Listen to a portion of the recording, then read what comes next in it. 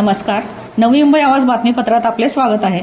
बेलापूर नवी मुंबई येथे sector 8A आणि 8B परिसरात मध्यरात्री बिबट्या आढळून आला आहे. एका कुत्र्याला त्याने आपले भक्ष बनवल्याचे CCTV कॅमेऱ्यात कैद झाले आहे. नागरिकही आता भयग्रस्त झाले आहेत. तरी प्रशासनाने याकडे तातडीने लक्ष देऊन कारवाई करावी अशी नागरिकांची मागणी आहे. पाहत रहा नवी मुंबई आवाज, आपला आवाज.